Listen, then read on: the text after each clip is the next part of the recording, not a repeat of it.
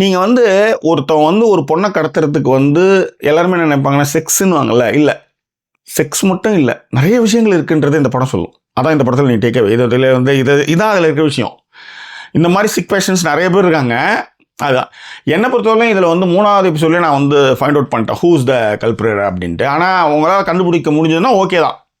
ஆனால் இந்த மாதிரியான வெப்சீரிஸில் வந்து இதை 2 மணி நேரத்துலேயும் முடிச்சிருக்கலாம். இதை இவங்க இழுக்கிறாங்க இல்லையா. பட் எப்பயுமே முடிகிறப்போ வந்து ஒரு ட்விஸ்ட் இருக்கும் இல்லையா, அதுதான் அடுத்த கட்டத்துக்கு எட்டு போகும். அதனால் நீட்டி போனால் கூட முடிகிறப்போ இருக்கக்கூடிய ட்விஸ்ட்லாம் கொஞ்சம் நல்லா இருந்தது. ஆனால் தமிழ் டப்பிங்லாம் கிடையாது, இங்கிலீஷில் தான் இருக்குது, சப்டைட்டில் இருக்குது. ஸ்வீடன் லாங்குவேஜில் வந்த ஒரு விஷயம். எனக்கு ஒரு பெரிய தப்பு என்கிட்ட இருக்குது. என்னென்னா, எனக்கு ஸ்பானிஷுக்கும் ஸ்வீடனுக்கும் வித்தியாசம் தெரியாமல் நான் குழப்பிட்டேன் 2-3 சீரீஸ்க்கு முன்னாடின்னு நினைக்கிறேன் சம்திங்.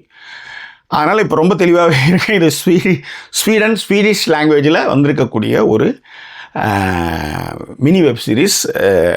6 எபிசோடு, அடல்ட் கண்டென்ட் கிடையாது, பார்த்து என்ஜாய் பண்ணுங்கள். ஆனால் ஒவ்வொரு பொம்பளை குழந்தையும் இதை பார்க்கணும்.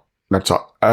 அப்படின்னா என்ன, அந்த மென்டாலிட்டி இருந்துன்னா பாருங்கள். அந்த 15 மேலே பார்த்தா கொஞ்சம் நல்லா இருக்குல்ல, அது வந்து பெரிய மன உளைச்சல் ஏற்படுத்தும். அதனால் அதில் இப்போ ஜாக்கிரதையாக இருந்துக்காங்க. இந்த வெப்சீரிஸ்க்கு ஜாக்கி சினிமா சொல்லக்கூடிய மதிப்பெண் வந்து 5க்கு 3.5. இது வந்து பார்க்க வேண்டிய ஒரு வெப்சீரிஸ்ன்னு நான் பரிந்துரைக்கிறேன்.